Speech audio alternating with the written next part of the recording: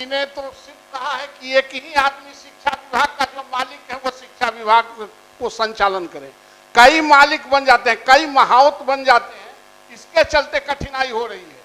और महोदय कुछ तो अव्यवहारिक बात माननीय मंत्री ने कहा, कुछ प्रॉब्लम होता है महीने महीने परीक्षा, 7 दिन 6 दिन परीक्षा होता है तो 6 दिन ऐसे गया क्लास, 7 दिन कॉपी दिखाता है तो 7 6 13, 5 गो छुट्टी होता है तो 13 5 आप जोड़ लें महोदय 18। तो इस तरह से और कोई उस रिजल्ट का असेसमेंट नहीं है। महीने महीने एग्जाम हम ही लोगों के स्कूल में, सरकारी स्कूल में होता है और उसका असेसमेंट करेंगे तो 0। आखिर किस उद्देश्य से आप परीक्षा लेते हैं? तो आप असेसमेंट कीजिए ना कि उससे कुछ फायदा हुआ है या घाटा हुआ है। आपके प्रश्न पत्र पहले से लीक रहते हैं, 4 दिन पहले भेज देते हैं, सब बच्चा को बताया जाता है। 3 दिन तक एक ही सब्जेक्ट के कॉपी को स्कूल अपना प्रतिष्ठा बचाने के लिए उसको लिखवाता है। तो इन सारे मुद्दों पर भी विचार करना चाहिए कि जो औचित्य नहीं, आप 3 महीना पढ़ लीजिए, आप 6 महीना पढ़ लीजिए, लेकिन आप परीक्षा का असेसमेंट कीजिए।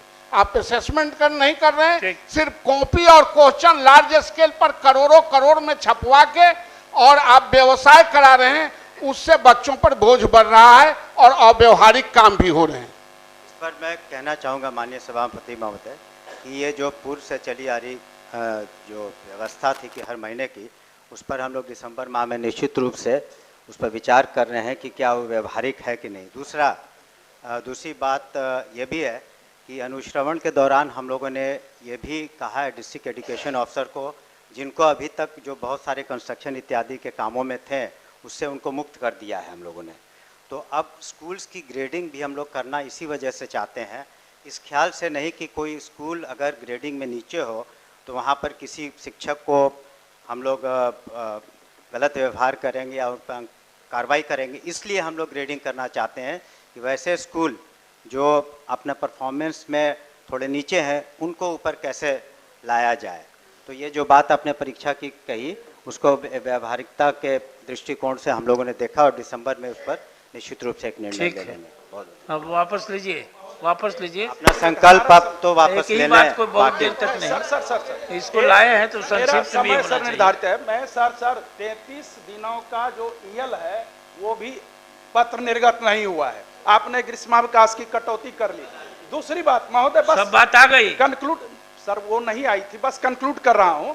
दूसरी बात, आप अतिरिक्त वेतन दें, अतिरिक्त अवकाश दें, ये आप सुनिश्चित करें। बस मेरा तो यही सवाल है और तो कोई सवाल नहीं है। ना पूर्ण वेतन दिसंबर में सब कर रहे हैं, जो राज्य कर्मी का वेतन मान, ना पूर्ण वेतन मान। माननीय मंत्री ने आपसे आग्रह किया है। आपके इस वचन से, जो कि मैं इसको दिसंबर तक में देखूंगा, परीक्षा के मामले में भी और अवकाश के मामले में भी प्रशासनिक विभाग ही कार्य कराएगा।